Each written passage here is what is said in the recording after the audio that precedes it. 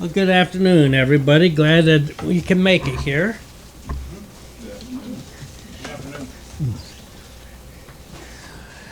Oh, Father Yahweh, we ask that you bless this congregation, bless all the people who are trying to follow your way, who want to seek your commandments.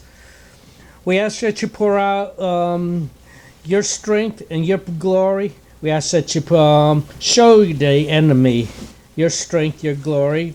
Those who are in charge, the wicked, we ask that you show them your power and strength. And we ask that you spare your people and have mercy on all those who seek you and your Son. We ask all this in the name of Yeshua HaMashiach. So be it. So be it. And please don't be in your prayer positions right now. May the Lord lift up the light of his countenance upon us and give us peace. Peace in our families, peace across the land. And dare I ask, O Lord, peace even in this chamber. We ask it in the name of the monotheistic God Brahma and the God known by many names, by many different faiths. Amen and a woman.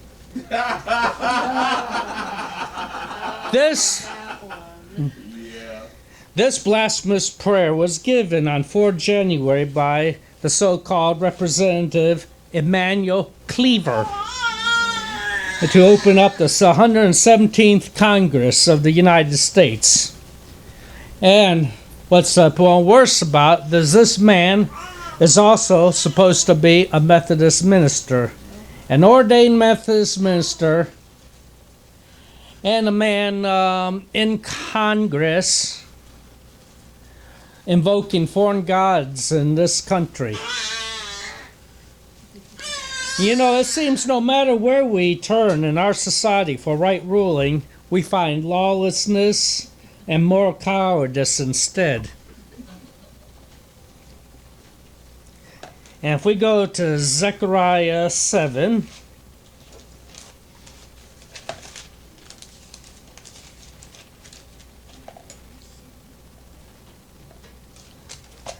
in Zechariah 7:63.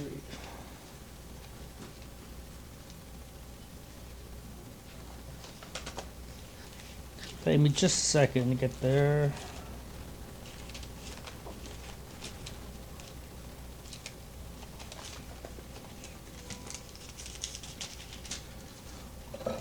We look at it and it says, in the 4th year of the sovereign Darius is come to be that the word of Yahweh came to Zechariah on the 4th of the 9th new moon, Kislev. Now Bethel had sent Sherazar with Regem-Melech and his men to pray before Yahweh, speaking to the priest who belonged to the house of Yahweh of hosts, and to the prophets, saying, should I wait in the 5th new moon and fast as I've done for so many years? Then the word of Yahweh of hosts came to me, saying, speak to all the people of the land and to the priests, saying, when you have fasted and lamented in the 5th and the 7th months all these 70 years, did you truly fast for me? For me? And when you ate and when you drank, was it not for those eating and those drinking? Are these not the words which Yahweh proclaimed through the former prophets, whom Jerusalem and the cities around it were inhabited, and in safety, and in the south and the low company were inhabited? And the word of Yahweh came to Zechariah, saying, thus says Yahweh of hosts, execute true right ruling, show loving commitment and compassion everyone to his brother.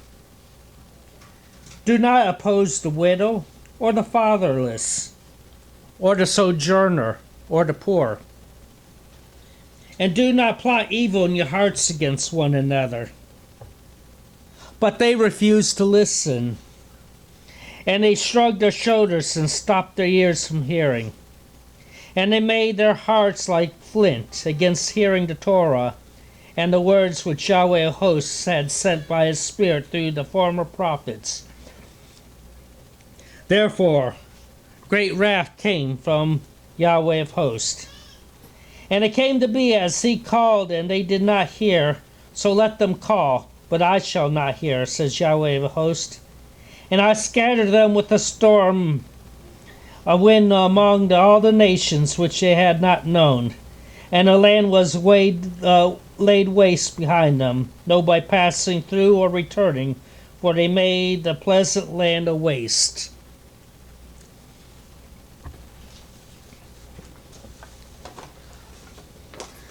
And we talk about justice and right ruling. And we have seen where the courts have turned from being a place of justice to being where a place is where judges idolize the decisions of courts previous. The name of this corrupt legal doctrine, it's called stare decisis, stand by the decision. Another facet of this lawlessness practiced by the courts is called compelling interest. And this is where the courts blatantly rule that the rights of the people are subservient to the interests and wishes of the state. Through each, the powers which be have replaced written law with their oral traditions. We don't have any look, last presidency, how many judges did Trump? Supposedly he's watching out for us. He appointed 3 justices to the Supreme Court. How many of them have ruled wickedly with the Sodomites and expressed their opinions to give the Sodomites their power? They have ruled, they have destroyed the Constitution, they replaced it with their legal doctrines. But we want to ask, who is our real enemy? We can go to Deuteronomy 17.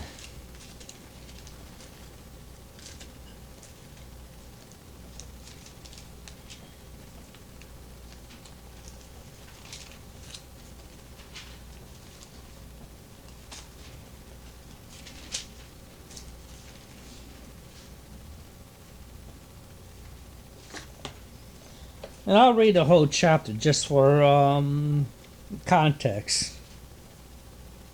It says, "Do not slaughter Yahweh your Elohim, a bull or sheep which has any blemish, any evil matter, for that is an abomination to Yahweh your Elohim. When there is found in your midst any of your cities which Yahweh your Elohim is giving you, a man or a man or a woman that does what is evil in the eyes of Yahweh, your Elohim, in transgressing his covenant, and has gone and served other mighty ones, and bowed down to them, or to the sun, or to the moon, or to the host of heavens, which I have not commanded, and it has been known to you, and you have heard, and you have searched diligently. Then see, if true the matter is confirmed, that such an abomination has been done in Israel. Then you shall bring out to your gates that man or woman who has done this evil, done this matter, and you shall stone to death that man or woman with stones. At the mouth of 2 or 3 witnesses shall be that is to die be put to death. He is not put to death by the mouth of 1 witness. The hand of the witness shall be first against him to put him to death, and the hand of all the people last. So shall you purge the evil from your midst. When any matter arises which is too hard for you to judge between blood and blood, between plea and plea, or between stroke and stroke, matters of strife within your gates, then you shall rise up and go to the place which Yahweh your Elohim chooses. And it shall come to the priests, the Levites, and to the judge who is in those days, and shall inquire, and they shall declare to you the word of right ruling. And you shall do according to the word which they declare to you from that place which Yahweh chooses. And you shall guard to do according to all that they instruct you. Do according to the Torah which they teach you, according to the right ruling which they say to you. You do not turn from the right, nor from the left, from the word which they declare to you. And the man who acts arrogantly, so as not to listen to the priest who stands to serve there before Yahweh your Elohim, or to the judge, that man shall die. So shall you purge evil from Israel. And let all the people hear and fear, and no longer do arrogantly. When you come to the land which Yahweh your Elohim is giving you, and shall possess it, and shall dwell in it, and you shall say, Let me set a sovereign over me, like all the nations are around me. You shall certainly set a sovereign over you, whom Yahweh your Elohim shall choose. Set a sovereign over you from among your brethren. You are not allowed to set a foreigner over you, who is not your brother. Only he is not to increase horses for himself, nor cause the people to return to Mitzrayim to increase horses, for Yahweh said to you, Do not return that way again. And he is not to increase wise for himself, lest his heart turn away, nor is he to be greedy to greatly increase silver and gold to himself. And it shall be, when he sits on the throne of his reign, that he shall write for himself a copy of the Torah in a book, from the one before the priests, the Levites. And it shall be with him, and he shall read all the days of his life, so that he learns to fear Yahweh his Elohim, and guard the words of this Torah and these laws to do them, so that his heart is not lifted up above his brothers, and so as not to turn aside from the command, right or left, that he prolong his days in his reign and his children, or in the midst of Israel. I tell you what, we have fallen so far as a nation, the ruling class, because at one time we did more and more according to this, and we did less and less against it. And the question is who our real enemy is? Well, Our own country. we're going to go to Psalms 2, and that's going to explain a little bit clearer.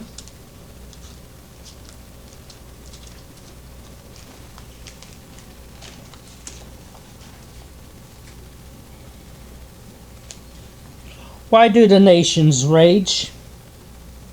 And why do the people meditate emptiness?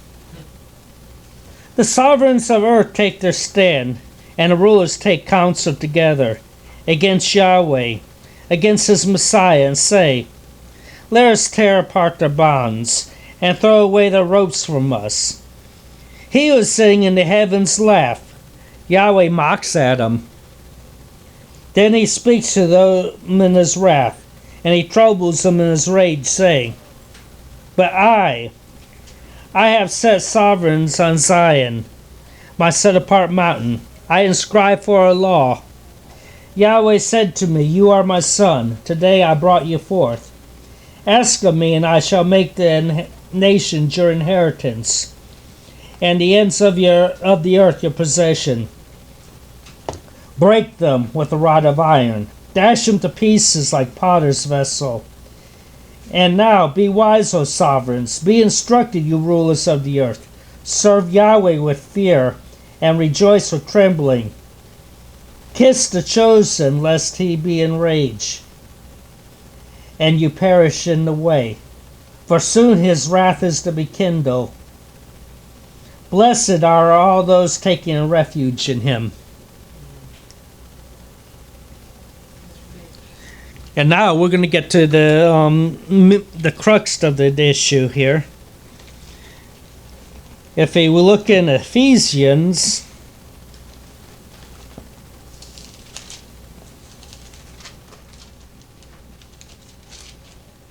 in chapter 6,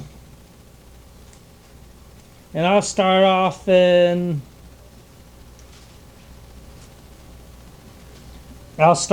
the very beginning. Did you say chapter 6? Yes, sir. Ephesians 6. Children, Obey your parents in the master, for this is right. Respect your father and your mother, which is the first command with promise, in order that it might be well with you, and you might live long on the earth. And you, fathers, do not provoke your children, but bring them up in the instruction and admonition of the master. Servants, obey your masters according to the flesh, with fear and trembling, and sincerity of heart, as to Messiah, not with eye service as man-pleasers, but as servants of Messiah, doing the desire of Elohim from your inner self, rendering service with pleasure as to the master and not to men, knowing that whatever good anyone does, he shall receive the same from the master, whether he be slave or free. And masters, do the same to them. Refrain from threatening, knowing that your own master also is in the heavens, and there's no partiality with him. For the rest of my brothers, be strong in the master, and in the mightiness of his strength. Put on the complete armor of Elohim, for you have the power to stand against the scheme of the devils. Because we do not wrestle against flesh and blood, but against principalities, against authorities, against the world rulers of the darkness of this age, against spiritual matters of wickedness in the heavenlies. Because of this, take up the complete armor of Elohim, so that you have power to withstand in the wicked day, having done all to stand. Stand then, having girded your waist with truth, and having put on the breastplate of righteousness, and having fitted your feet with the preparation of the good news of peace. Above all, having taken the shield of belief, which you shall have power to quench all the burning arrows of the wicked one. Take also the helmet of deliverance, and the word of the Spirit, which is the word of Elohim, praying at all times with prayer and supplication in the Spirit, watching in perseverance and supplication for all the set-apart ones. So it says, our enemies are the principalities, the powers, and in the spiritual realm. So that's what we're fighting, and they're just manifesting themselves through the wickedness of the powers which be right now.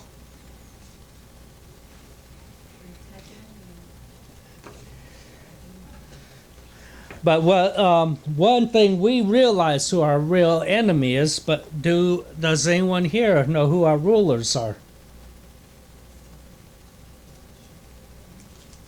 We'll go to Romans 13, and it explains it to us.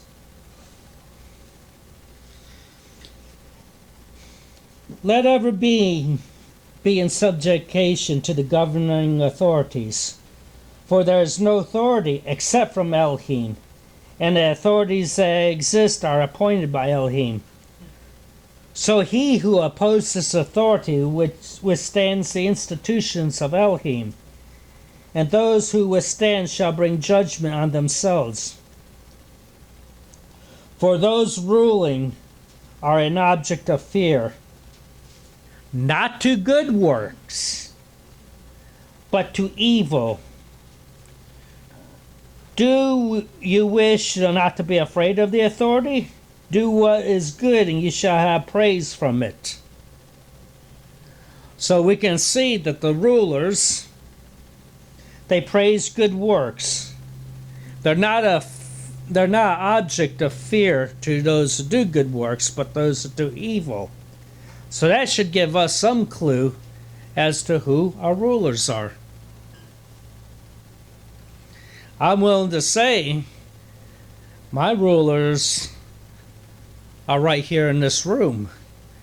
Kenyon, Frank, Joe, Richard, Calvin, Tony, Lloyd. I mean, these are my rulers here.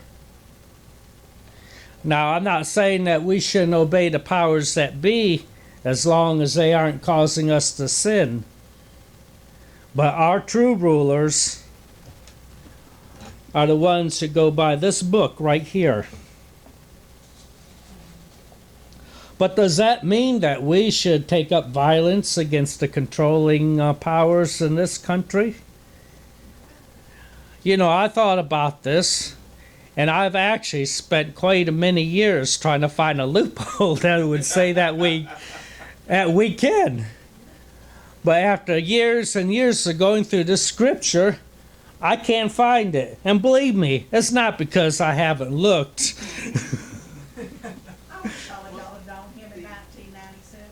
The Declaration of Independence is a good thing to look towards on that, because it actually spells out when it Right. is appropriate to do that. But in the scriptures, it says we are not to engage or initiate violence. Now you look at Moshe. You know, when his fellow Hebrew was being attacked and pummeled to death, he looked this way, that way, took care of business. But you know, we're told not to resort to that. 40 years in the wilderness. Right. Let's finish it off. Spent 40 years in the wilderness. So what has happened and what do we do about it? And there are important questions for those who want to see a restoration of liberty and justice. And believe it, there are things that we can do. Well, there are things we're allowed to do. We're allowed to preach and witness against the controlling powers. And if we go to Jeremiah, he's a good guy. I mean, he does a good job of witnessing against some of these people. Go Jeremiah 36. It says, "It came to be in the 4th year of Jeroboam, that son of Yoshiyahu, sovereign Yehuda, that this word came to Yirmiyahu from Yahweh, saying, Take a scroll and write on it all the words I have spoken to you against Israel and against Yehuda and against all the nations from the day I've spoke to you, from the days of Yoshiyahu even to this day. It could be that the house of Yehuda hears all the evil which I plan to bring upon them, so each one turns back from his own evil way, and I shall pardon their crookedness and their sin." And Yirmiyahu called Baruch, son of the Neriah, and Baruch wrote on a scroll from the mouth of Yirmiyahu all the words Yahweh had spoken to him. And Yirmiyahu commanded Baruch, saying, I am shut up, I am unable to enter the house of Yahweh. But you shall enter, and shall read from the scroll which you have written from my mouth the words of Yahweh in the hearing of all the people in the house of Yahweh on the day of fasting. And also read them in the hearing of all Yehuda who came from their cities.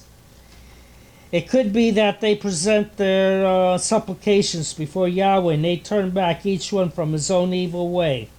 For great is the displeasure and the wrath that Yahweh has spoken against this people. And Baruch, the son of Neriah, did according to all that Yirmiyahu the prophet commanded him, reading from the book of the words of Yahweh in the house of Yahweh. And it came to be in the 5th year of Jerusalem, Jehoiakim, son of Yoshiyahu, sovereign Yehuda, in the 9th new moon, that they called a feast before Yahweh to all the people in Jerusalem and to all the people who came from the cities of Yehuda to Jerusalem.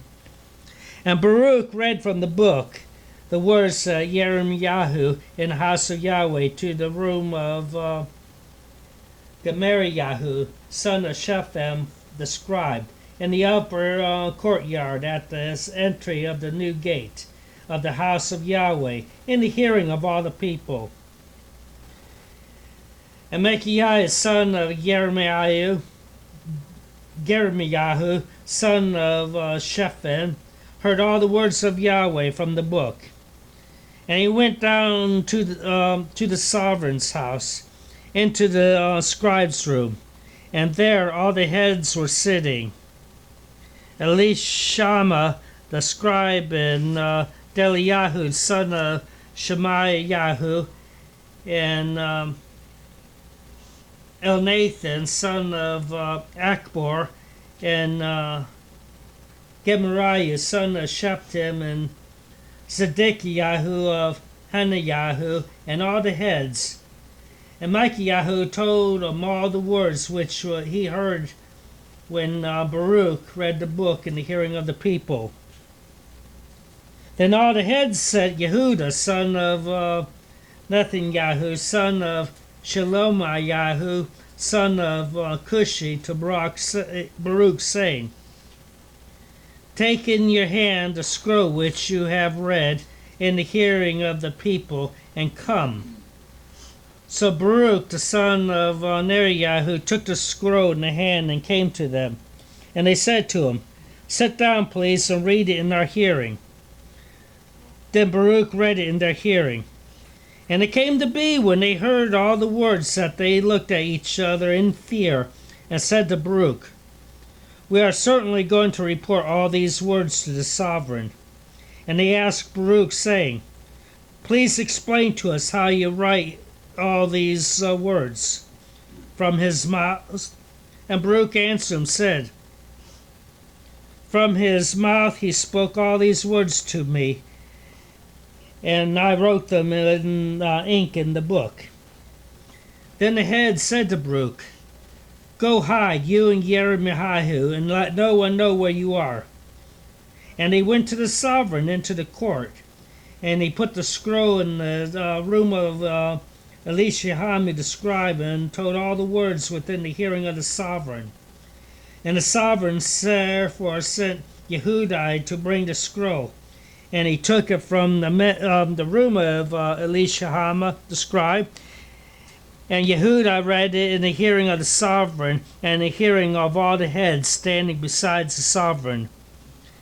And the sovereign was sitting in the winter house in the 9th new moon, with a fire burning on the hearth before him. And it came to be, when Yehuda had read 3 or 4 columns, that the sovereign cut it with the scribe's knife and threw it in the fire that was on the hearth, until the entire scroll was burned in the fire that was on the hearth. Yet the sovereign and all the citizens, servants who heard all these words were not afraid, nor did they tear their garments. Moreover, Nathan and Deliahu and Jeremiah pleaded with the sovereign not to burn the scroll, but he did not listen to them. And the sovereign commanded Yerahmeel, son of the sovereign, and Sariahu, son of Erizel, and Shemaiah, son of Abdiel, to seize the book, the scribe, and Jeremiah, the prophet, but Yahweh had hid them. And after the sovereign had heard the scroll with the words which Baruch had written from the mouth of Jeremiah, the word of Yahweh came to Jeremiah, saying, Take another scroll, and write on all the former words which was on the first scroll, which Jehoiakim, the sovereign of Yehuda, had burned. And say to Jehoiakim, sovereign of Yehuda, Thus says Yahweh, You have burned the scroll, saying, Why have you written it in that the sovereign of Babel is certainly coming to destroy this land, and cause man and beast to cease from here? Therefore, thus says Yahweh concerning Jehoiakim, sovereign Yehuda, He shall have no one to sit on the throne of David, and his dead body is to be thrown out into the heat of the day and the frost of the night. And I shall punish him and his seed and his servants for their crookedness. And I shall bring on them and on the inhabitants of Jerusalem, on the men of Yehuda, all the evil I have spoken against them. But they did not listen. So Yahweh took an air scroll and gave it to Baruch the scribe, son of Neriyahu, who wrote on it in the mouth of Jeremiah all the words of the book which Jehoiakim, sovereign Yehuda, had burned in the fire. And many similar words were added to them. They didn't stop preaching. He went right to the king and he told him what was up. If we go to 2 Samuel,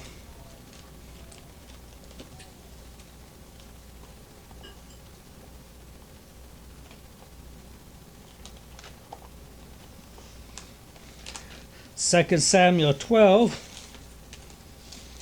we'll find some more. Then Yahweh sent Nathan to David, and he came to him and said to him, there were two men in the city, one rich and the other poor. The rich one had flocks and herds, very many. But the poor had only one little ewe lamb which he had bought and kept alive. And it grew up with him and his children together. And he ate of his own food and drank from his own cup and lay in his bosom. It was like a daughter to him.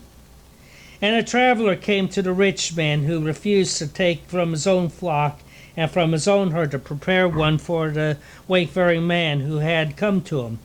But he took the poor man's lamb and prepared it for the man who had come to him. And the wrath of David burned greatly against the man, and he said to Nathan, as Yahweh lives, the man who has done this is a son of death. Also he has to repay fourfold for a lamb, because he did this deed, and because he had no compassion. Then Nathan said to David, you are the man. Thus says Yahweh, Elohim of Israel, I appointed you sovereign over Israel, and I delivered you from the hand of Shaul. And I gave you your master's house and your master's wives unto your bosom. And I gave you the house of Israel and Yehuda. And if that were not enough, I would have also given you much more. Why have you despised the word of Yahweh to do evil in his eyes? You have struck Uriah the Hittite with the sword, and his wife you took to be your wife, and you have killed him with the sword of the children of Ammon. And now, the sword does not turn aside from your house, because you have despised me, and you have taken the wife of Uriah the Hittite to be your wife.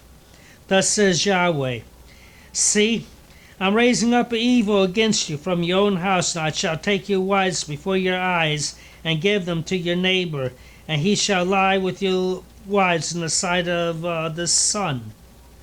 For you did what you did in secret, I shall do this deed before all Israel, and before the sun. And David said to Nathan, I have sinned against Yahweh. And Nathan said to David, also, Yahweh has put away your sin, that you shall not die.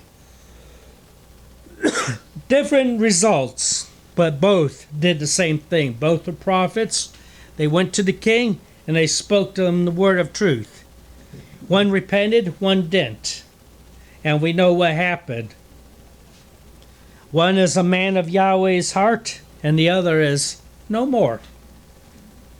If that is not enough, we can go to Ezekiel 17.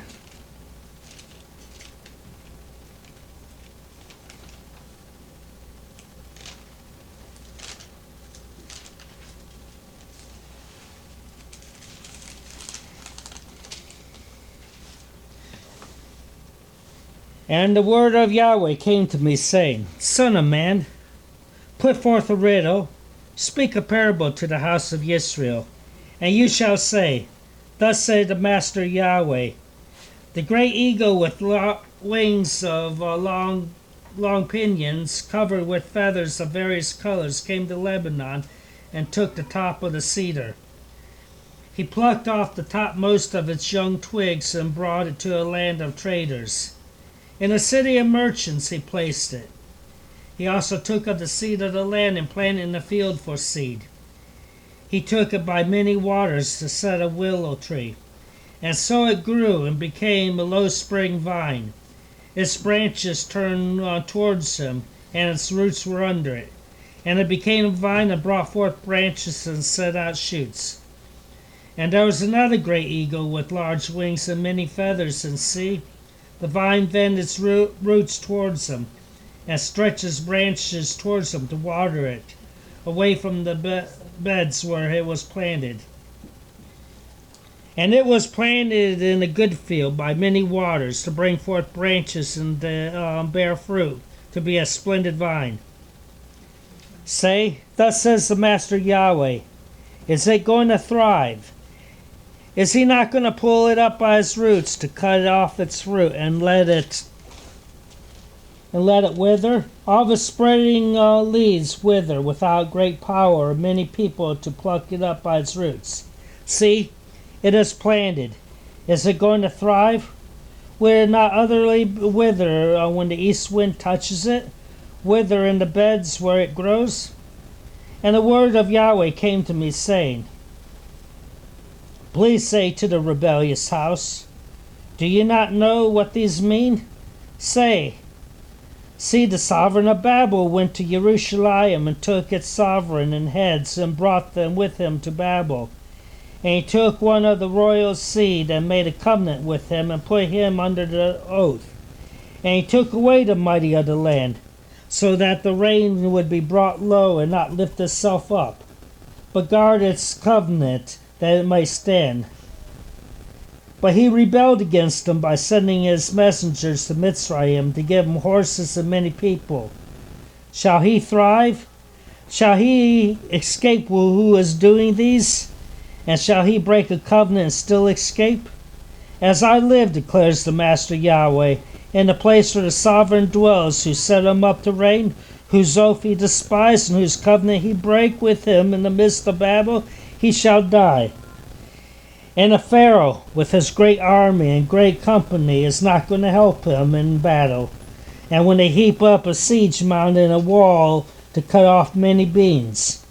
And he despised the oath by breaking the covenant. And see, he has given his hand, and he has done all this. He is not going to escape. Just think about our modern rulers today.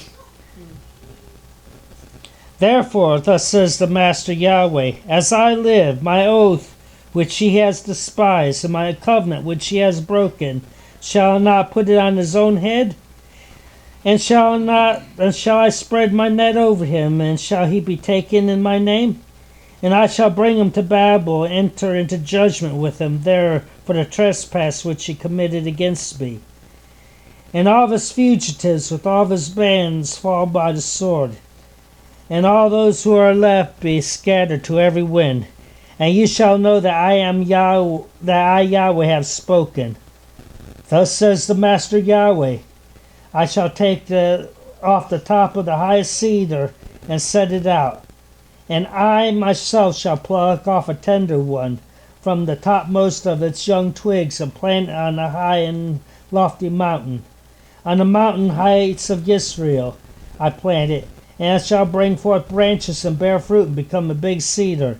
And under it shall dwell birds of every wing, in the shadows of its branches they shall dwell. And all the trees of the field shall know that I am Yahweh. I have brought down the high tree and exalted the low tree, dried up the green tree, and made the dry tree flourish. I Yahweh have spoken and shall do that. Yes, we're allowed to witness against kings. We can go up and we can tell them, yeah, your way is wrong, and your way is going to cause you to perish.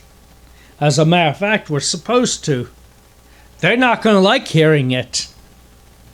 And I can tell you, they do some horrible things to some of the people who says it. But the people who are preaching the truth, guess where they're going to be when it comes time after the judgment. And if the kings don't listen, guess where they're going to be? Heirs in the kingdom, heirs in ashes. I mean, we all have a choice we can make. One of the other things that we are allowed to do when we're dealing with a wicked government or wicked powers, when they come after us, there are some other things to do. One of those, we are also allowed to flee and allowed to hide. And we're told that we should do this. If we go to Exodus, and we're talking about the story before, Exodus 2,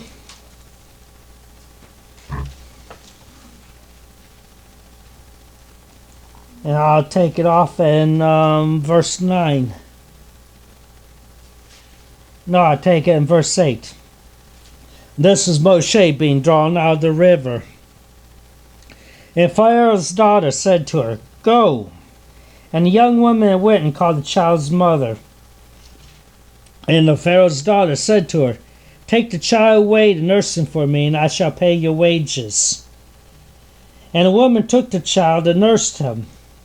And the child grew, and she brought him to Pharaoh's daughter, and he became her son. And he called his name Moshe, saying, "Because I've drawn him out of the water." And those days it came to be, when Moshe was grown, he looked out to his brothers and looked at their burdens. And he saw a Mitzrite striking a Hebrew, one of his brothers. And he turned this way, and he turned that way. And when he saw nobody, he struck the Mitzrite, and he hid him in the sand. Then went they out he in the second day, and saw two Hebrews fighting, and said to the one who did wrong, "Why do you strike your neighbor?" And he said, "Who made you a judge over us? Do you intend to kill me as you killed the Mitzrite?" And Moshe feared and said, "Truly the matter is known." And Pharaoh heard of the matter, and he sought to kill Moshe. But Moshe fled from the face of Pharaoh, and dwelt in the land of Midian. And he sat down by a well. And we know the rest of the story.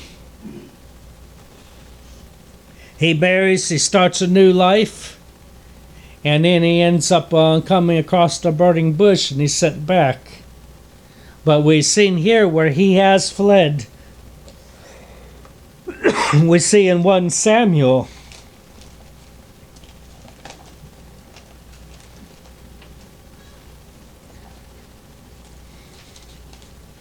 When Samuel 21,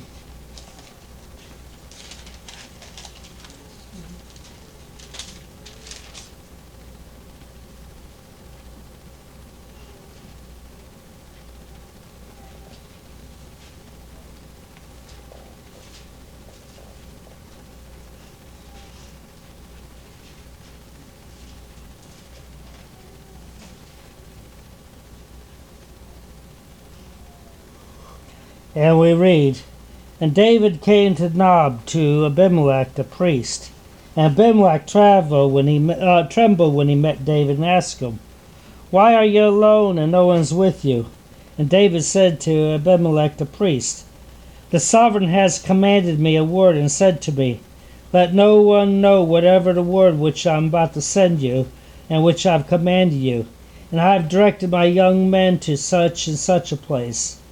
And now, what do you have on hand? Give me 5 loaves into my hand, or whatever is found.'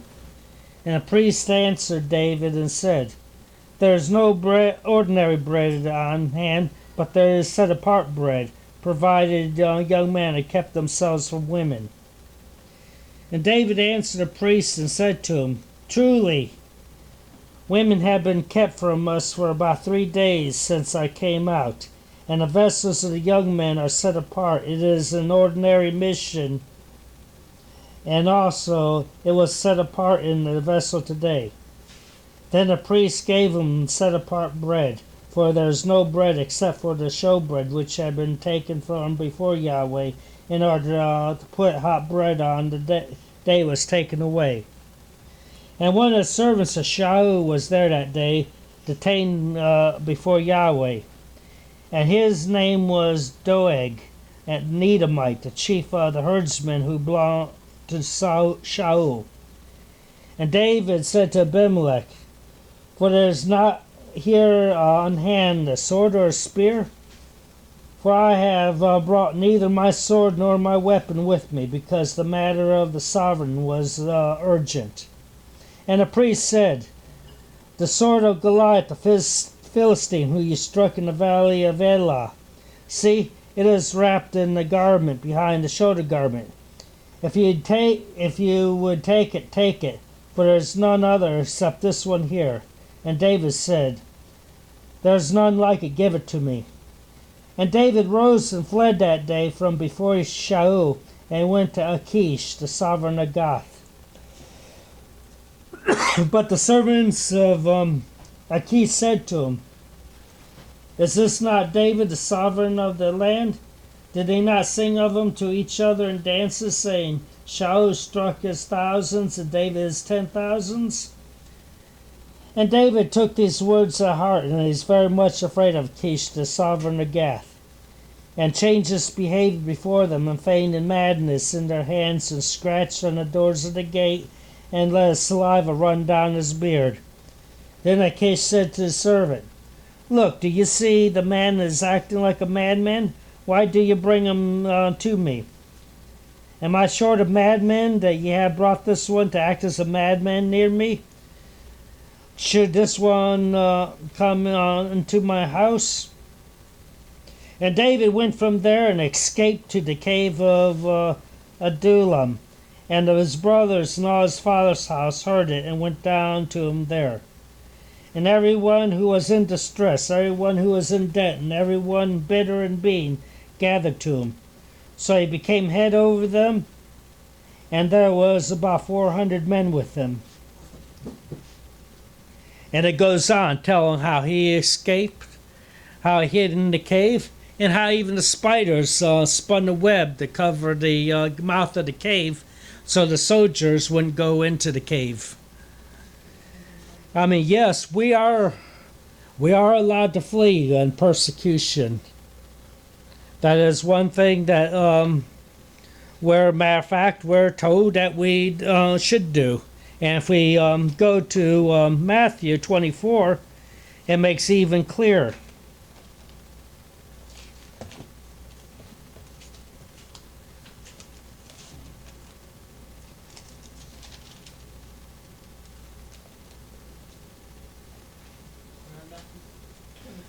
Twenty-four. 24.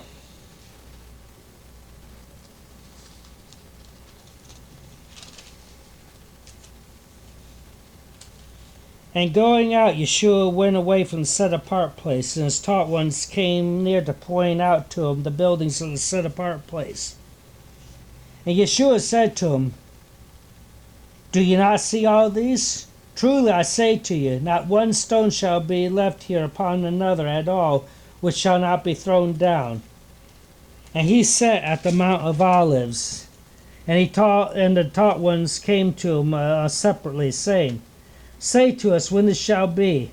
What is the sign of your coming on the end of this age, of the age? And Yeshua answered and said to him, take heed that no one leads you astray. For many shall come in my name, saying, I am Messiah, and they shall lead many astray. But you shall begin to hear of fightings and reports of fightings. See that you're not troubled, for these all have to take place, but the end is not yet. For nation shall rise against nation, and reign against reign. And there shall be scarcities of food, and deadly disease, and earthquakes in places. And all these are the beginning of the birth pangs. And they shall deliver you up to affliction, shall kill you, and you shall be hated of all nations for my name's sakes. And many shall tremble, and they shall deliver up one another, and shall hate one another. And many false prophets shall rise, and lead many astray. And because of the increase in lawlessness, the love of many shall become cold. But he who have endured in the end shall be saved. And this is the good news of the reign shall be proclaimed in all the world, as a witness to all the nations. And then the end shall come. So when you see the abomination that lays waste, spoken of by Daniel the prophet, set up in the set apart place. He who reads, let him understand. Let those who are in Yehuda flee to the mountains. Let him who is in the housetop not come down to take whatever out of his house. And let him who is in the field not turn back to get his garments. And woe to those who are pregnant, to those who are nursing children in those days. And pray that your flight does not take place in winter or on the Sabbath. For then shall be great distress, such as not been seen since the beginning of the world till this time, nor ever shall be. And if those days are not shortened, no flesh will be saved. But for the sake of the chosen ones, these days shall be shortened. Who are the chosen ones? I'm looking at many of them in this room here.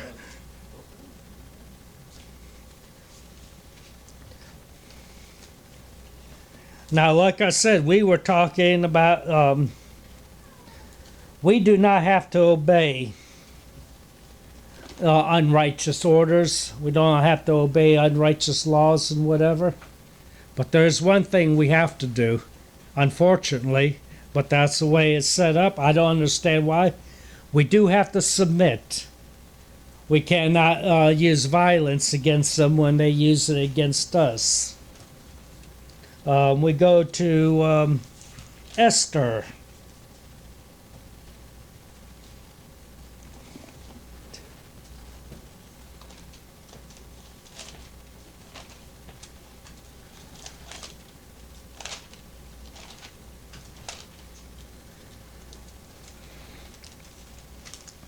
Esther chapter 3, starting 5 and 6. And when Haman saw that Mordecai did not bow or do obeisance, Haman was filled with wrath. But it was despicable in his eyes to lay hands on Mordecai alone, for they had informed him of the people of Mordecai. Therefore Haman sought to destroy all the Yehudim who were throughout all the reign of Ahasuerus, the people of Mordecai. In the first new moon, which is the new moon of Nisan, in the 12th year of the sovereign Ahasuerus, someone cast pur, that is the lot, before Haman from the day to day, and from new moon to new moon, until it fell on the 12th month, which is the new moon of Adar. And Haman told sovereign Ahasuerus that there's a certain people scattered and dispersed among the people in all the province of your reign, whose laws are different from all people. They do not do the sovereign's law. Therefore it is not in the sovereign's interest to let them remain. If it pleases the sovereign, let a decree be written to destroy them, and let me pay 10,000 talents of silver into the hands of those who would do the work, to bring it into the sovereign's treasury.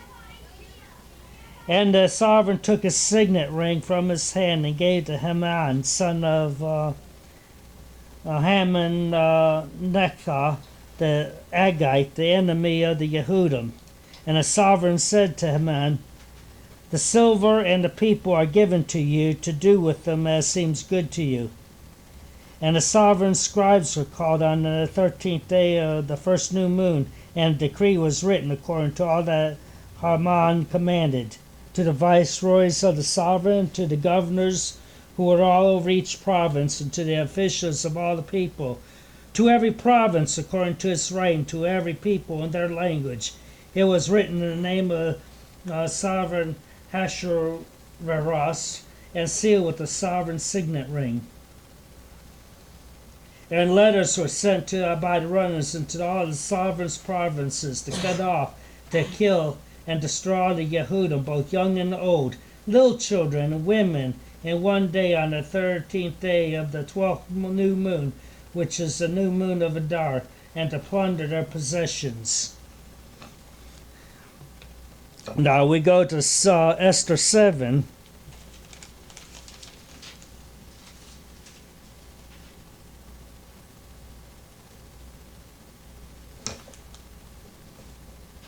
And I'll start reading at the beginning. After these events is the reign of Artaxerxes, sovereign of Persian. Ezra, son of Sariah, son of Azariah, son of Hilkiah. Esther 7? What's that? Esther 7? Oh,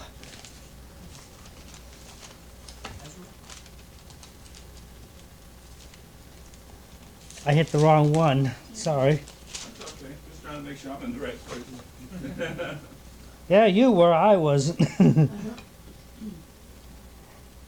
And the sovereigns and Haman came in to drink with the sovereign Esther. With the sovereigness Esther. And again on the second day in the feast of wine, the sovereign said to Esther, "What is your petition, sovereigness Esther? And it is given to you. What is your request? Up to half my reign it is done."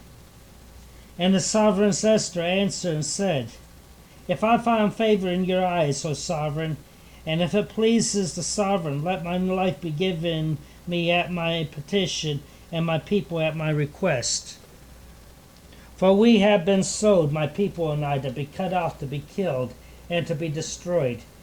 And if we had been sold as male and female slaves, I would have kept silent, although the adversary could not make up for the sovereign's loss." Then the sovereign, Ahasuerus, asked the sovereigness Esther, "Who is he, and where is he whose heart set to do so?" And Esther says, "The adversary, an enemy, is this evil Haman." And Haman was afraid before the sovereign and the sovereigness. And the sovereign, rising in his wrath from his feast of wine, went into the palace garden. And Haman remained before the sovereigness Esther, pleading for his life, for he saw that evil had been decided against him by the sovereign. And when the sovereign returned from the palace garden to the place of the feast of wine, Haman was falling on the couch where Esther was. And the sovereign says, "Also to ravish the sovereignness while I'm in the house?" As the word left the sovereign's mouth, they covered Haman's face. And Harbonah, one of the eunuchs, said to the sovereign, "See the wooden structure, 50 cubits high, on which Haman made for Mordecai, who spoke good on behalf of the sovereign, is standing at the house of Haman." And the sovereign said, "Impale him on it." And they hanged Haman on the wooden structure, for he had prepared for Mordecai, and the sovereign's wrath abated. Amazing how things can change when there's wicked plots against Yahweh's people. We can read even more about it in Daniel 3.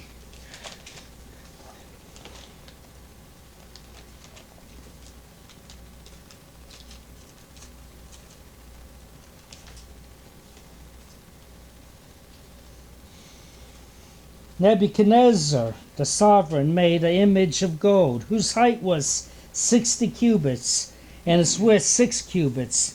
He set it up in the plain of Dura in the province of Babel.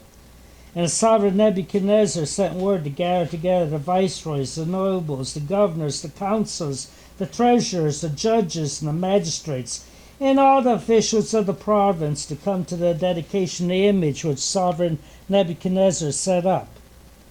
Then the viceroys, the nobles, and the governors, the councillors, the treasurers, the judges, the magistrates, and all the officials of the province gathered together for the dedication of the image that sovereign Nebuchadnezzar set up. And they stood before the image that Nebuchadnezzar set up.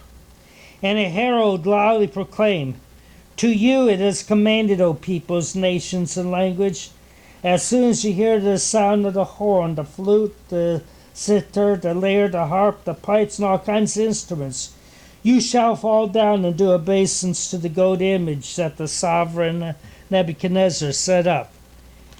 And whoever does not fall down and do obeisance is immediately thrown into the midst of a burning furnace of fire." So as soon as the people heard the sound of the horn, the flute, the zither, the lyre, the harp, and all kinds of instruments, All the people, nations, and languages fell down in the obeisance to the gold image that sovereign Nebuchadnezzar set up. Thereupon, at that time, certain Kestim came forward and accused the Yehudim. They spoke and said to the sovereign Nebuchadnezzar, O sovereign, live forever. Yes, O sovereign, you have made a decree. Everyone who hears the sound of the horn, the flute, the zither, the lyre, the harp, the pipe, and all kinds of instruments shall fall down to obeisance to the gold image. And whoever does not fall down and do obeisance is thrown in the midst of the burning furnace of fire. There are certain Yehudites whom you have set over the work of the province of Babel, Shadrach, Meshach, and Abednego. These men, O sovereign, pay no heed to you. They do not serve your Elohim, and they are not doing obeisance to the gold image which is set up. Then Nebuchadnezzar, in rage and wrath, gave orders to bring Shadrach, Meshach, and Abednego, and they brought the men before the sovereign. Nebuchadnezzar spoke and said to them, Is it true, Shadrach, Meshach, and Abednego, that you do not serve my Elohim, and you do not do obeisance to the gold image which I set up? Now if you're ready when you hear the sound of the horn, the flute, the zither, the lyre, the harp, the pipes, and all kinds of instruments, and you fall down and do obeisance to the image which I have made, good. If you do not do obeisance, you are immediately thrown into the midst of the burning furnace of fire. And who is the Allah who does deliver you from my hands? Shadrach, Meshach, and Abednego answered and said to the sovereign, O Nebuchadnezzar, we have no need to answer you in this matter. For if so, Allah, whom we serve, is able to deliver us from the burning furnace of fire, and from your hand, O sovereign, he does deliver. But if not, let it be known to you, O sovereign, that we do not serve your Elohim, nor do we do obeisance to the gold image which you have set up. You can burn us, but you aren't going to make us worship your stupid God. Then Nebuchadnezzar was filled with wrath, and the expression of his face changed towards Shadrach, Meshach, and Abednego. He responded and gave orders that to heat the furnace 7 times hotter than what usual to heat it. And he commanded some of the strongest of the men of his army to bind Shadrach, Meshach, and Abednego and throw them into the burning furnace of fire. So these men were bound in their coats and their trousers and their turbans and other garments and thrown into the midst of the burning furnace of the fire. Thereupon, because the sovereign's order was urgent and the furnace exceedingly hot, the flames of the fire killed those men who took up Shadrach, Meshach, and Abednego. And these 3 men, Shadrach, Meshach, and Abednego, fell down into the midst of the burning furnace of fire. Then sovereign Nebuchadnezzar was amazed and stood up in haste and spoke and said to his counselors, Did we not throw these men bound into the furnace of the fire? And they answered and said to the sovereign, Certainly, O sovereign. He answered and said, Look, I see 4 men loose, walking in the midst of the fire. And they were not hurt, and the form of the 4th is like the son of Elohim. And I want to know how he knew that. You know? Good. You just want to know. And then Nebuchadnezzar went near the mouth of the burning furnace of fire, and he spoke and said, Shadrach, Meshach, and Abednego, servants of the Most High Allah, come out and come here. And Shadrach, Meshach, and Abednego came from the midst of the fire. And the viceroys, the nobles, and the governors, and all the sovereign's counselors gathered together, seeing these men, whose bodies the fire had no power, and the hair of the head was not singed, nor were their garments changed, nor was the smell of fire on them. I guess somebody learned who's boss. You need to read the next verse. Nebuchadnezzar responded and said, Blessed be the Allah Shadrach, Meshach, and Abednego, who sent his messenger and delivered his servants who trusted him, and changed the sovereign's order and gave up their bodies, that they should not serve or do obeisance to any Allah except their own Allah. Therefore I make a decree that whoever of any people, nation, or language speak any wrong against the Allahs, Shadrach, Meshach, and Abednego, his limbs shall be taken, and his house made a dunghill, because there's no other Allah who is able to deliver like this. Then the sovereign promoted Shadrach, Meshach, and Abednego in the province of Babel. So, I just love it when they say it don't matter. If not, it's okay too. right. We ain't good. If not. Then we have some other things now. We can have just the powerful interventions in our lives too. Have had. Have had. Have had. That man back there, he's one. And I tell you what, I've been nothing but pain and bones from last year. Not anymore. Hallelujah. Doctors haven't been able. Only thing you get from doctors is a lot of painkillers. And I can swallow painkillers all day and not do anything. I could change some alcohol and still not do anything. It still hurts. Yes, sir. All point, but people often wonder how could the furnace be made 7 times hotter. It was a brick furnace, and if anyone knows a lady or somebody that does ceramics, you can get these little pyro cones, and if you put the if you make the furnace too hot, it'll melt the various pyro cones and signify the temperature. And so that's the explanation of how it can be made 7 times hotter. It was a brick furnace. Yep. So what do we have to do if we want some of this power, we want some of this faith? Well, tell us what we have to do is we have to obey Yahweh. If we go to James 5:16.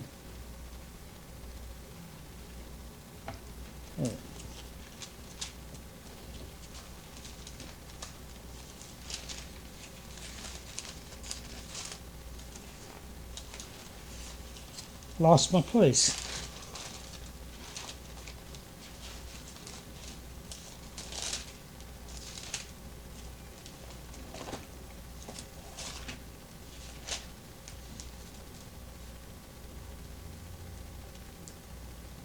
I thought I marked them, but I guess I didn't.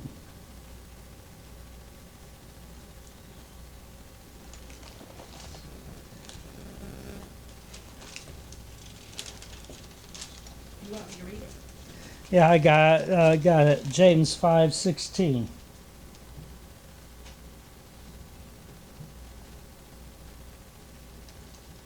Okay, go up. But above all, my brothers, do not swear either by the heaven or by the earth or with any oath, but let your yes be yes and your no be no, lest you fall into judgment. Is any of you suffering evil? Let him pray. Is anyone in good spirits? Let him sing psalms. Is there any among you sick? Let him call for the elders of the assembly. Let him pray over them, having anointed them with oil in the name of the Father. And the prayer of the belief shall save the sick, and the Master shall raise him up. And if he has committed sins, these shall be forgiven. Confess your trespasses to one another and pray for one another, so that you are healed. The earnest prayer of a righteous one accomplishes much.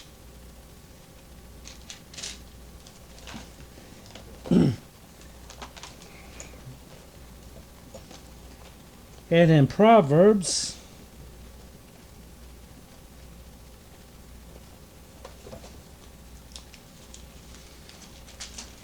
28:9,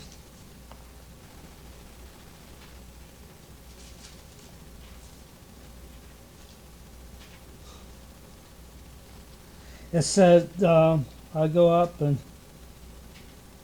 he who turns his ear from hearing the Torah, even his prayers an abomination. He who causes the stray to go astray is an evil way, falls into his own pit. But the perfect inherit the good. A rich man is wise in his own man, but the poor who has understanding searches him out. When the righteous exalt, there is great comeliness, but when the wrong arise, a man is scorched for. It says up here, he who turns his ear from hearing the Torah, even his prayers an abomination. So we go back to that prayer that was said on January the 4th by the so-called Methodist minister congressman. What happened after he said that prayer 2 days later? January the 6th.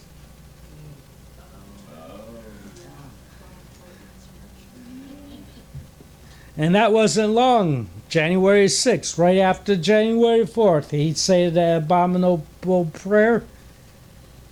His prayer was an abomination, and guess what? It happened. And we should, if we go to Proverbs, it's 15:29. I'm trying to hurry up and I'll wrap it up. You say 1529? Yes, sir.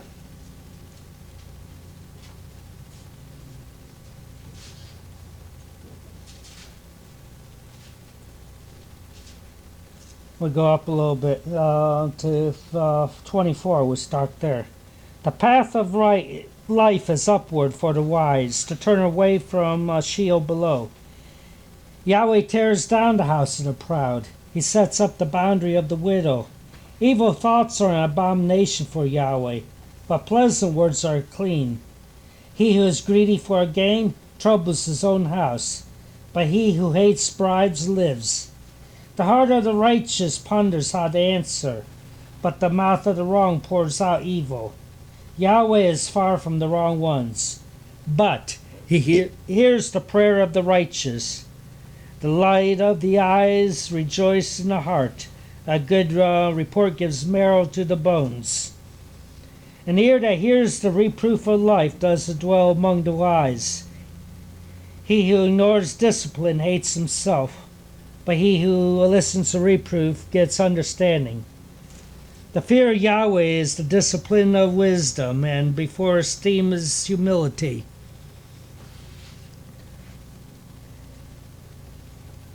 And if we go to Luke 18, 1 through 8,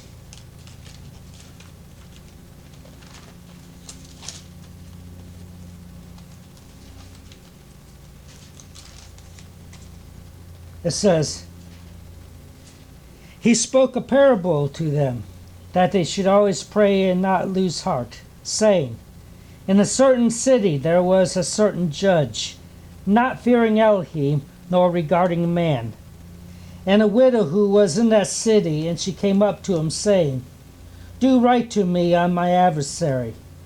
And he would not for a while, but afterwards he said to himself, even if I do not fear Elohim or regard men, yet because this widow troubles me, I shall do right to her, lest by her continued coming she wears me out. And the master says, hear what the unrighteous judge said. And shall Elohim not do right by all means to his own chosen ones who are crying out day and night to him, and being patient over them? I say to you, he shall do right to them speedily. But when the Son of Adam comes, he shall find the belief shall he find the belief on earth? And he also spoke this parable, who relied on themselves that they were righteous and looking down on others. 2 men went up to the set apart place to pray, one a Pharisee and one a tax collector. The Pharisee stood and began to pray with himself this way, Elohim, I thank you I'm not like the rest of men, swindlers, unrighteousness, adulterers, or even as his tax collector. I fast twice a week, and I give my tithes of all that I acquire. But the tax collector, standing at a distance, would not even raise his eyes to the heaven, and he was beating his breast, saying, Elohim, show mercy to me, show favor to me, a sinner. I say to you, this man went down to his house, declared right rather than the other. For everyone who exalted himself shall be humbled, and he who is humbled himself shall be exalted. In 2 Samuel 15:31. I just got a few more.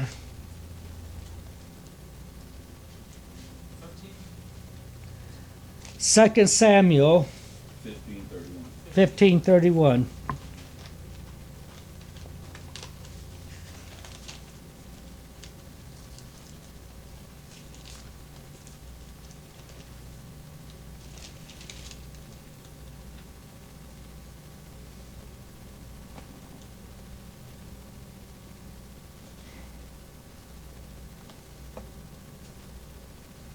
And David was informed, saying, Ahithophel is among the conspirators with Absalom. And David said, O Yahweh, I pray, you make the counsel of Ahithophel foolish.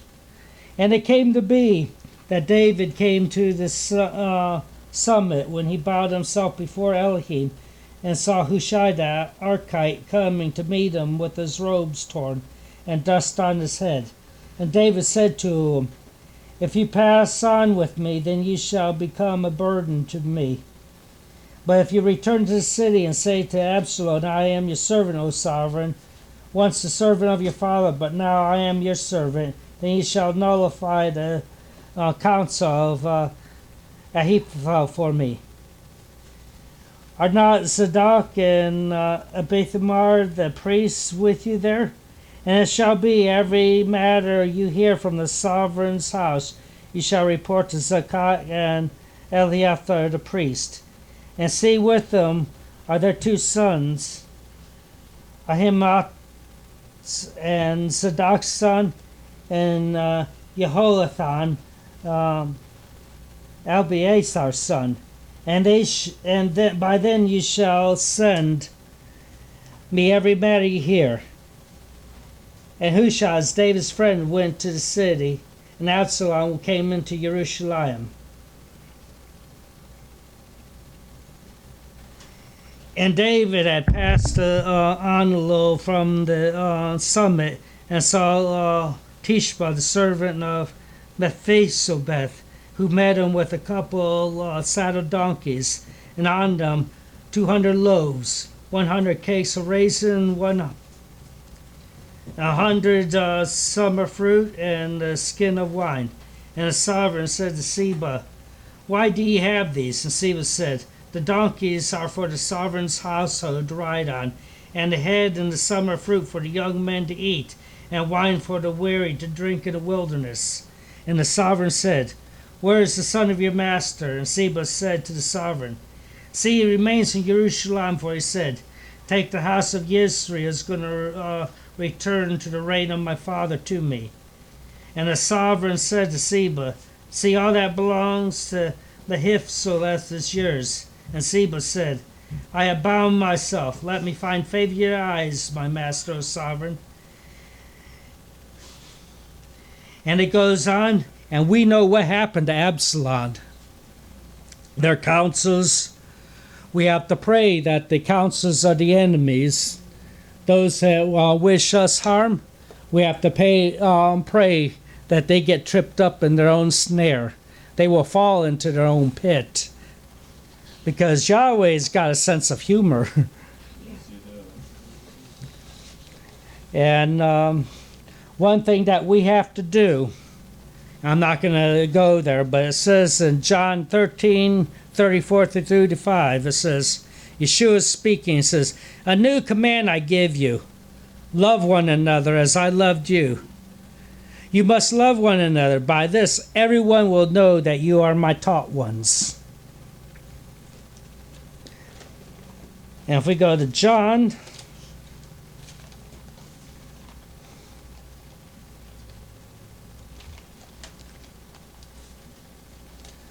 John 15, 12 through 13.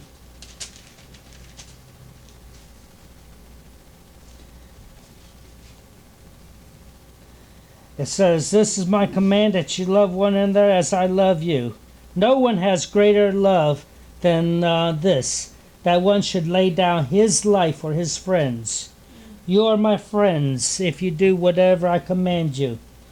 No longer do I call you servants, for a servant does not know what his master is doing.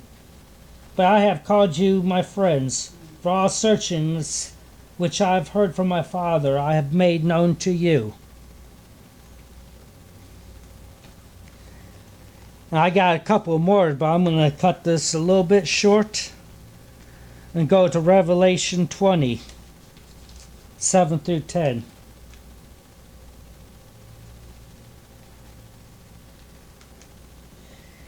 "And when the 1,000 years have ended, Satan shall be released from his prison, and he shall go out to lead the nations astray, which are in the four corners of the earth, Gog and Magog, to gather them together for battle, whose number is as the sand of the sea.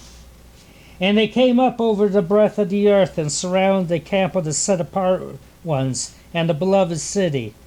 And fire came down from Elohim out of the heavens, and consumed them. And the devil who led them astray was thrown into the lake of fire and sulfur, where the beast and the false prophet are. And they shall be tortured day and night forever and ever. And I saw a great throne, and him who was sitting on a throne, whose face the earth and the heavens fled away, and no place was found for them. And I saw the dead, small and great, standing before the throne. And books were open, and another book was opened, which is the book of life. And the dead were judged according to what is written in the books, according to their works. And the sea gave up the dead who were in it, and death and Sheol gave up the dead who were in them. And they were judged, each one according to their works. And death and Sheol were thrown into the lake of fire. This is the second death. And if anyone was not found written in the book of life, he was thrown into the lake of fire. And I saw a renewed heaven and a renewed earth. For the former heavens and the former earth had passed away, and the sea is no more. And I, Yohanan, saw the set-apart city of renewed Jerusalem coming down out of the heaven from Elohim, prepared as a bride adorned for her husband. And I heard a loud voice from the heavens saying, "See, the booth of Elohim is with men, and he shall dwell with them, and they shall be his people, and Elohim himself shall be with them, and be their Elohim. And Elohim will wipe away every tear from their eyes, and there shall be no more death, no more mourning, nor crying, and there shall be no more pain. The former matters have passed away." And he who is sitting on the throne said, "I make all matters new." And he said to me, "Write, for these words are true and trustworthy." And he said to me, "It is done. I am the Aleph and the Tau, the beginning and the end. To the one who thirsts I shall give of the fountain of the water of life without payment. The one that overcomes shall inherit all this. And I shall be his Elohim, and he shall be my son. But as for the cowardly, the untrustworthy, the abominable, and the murderers, and those who whore, and the drug sorcerers, and the idolaters, and all the false, their part is in the lake which burns with fire and sulfur, which is the second death." And one of the 7 messengers who held the 7 bowls filled with the 7 last plagues came to me and spoke with me, saying, "Come, and I shall show you the bride, the Lamb's wife." I tell you what, we have an inheritance, Everyone in this world has an inheritance. It can be heirs in the kingdom with liberty and justice, or it can be heirs in ashes. I think most of the people here decided which way they want to choose. Hallelujah. And with that, I will shut up. Good job. Good job. Thank you, William. Thank you. I want to call an audible really quick. We're going to do Bible trivia.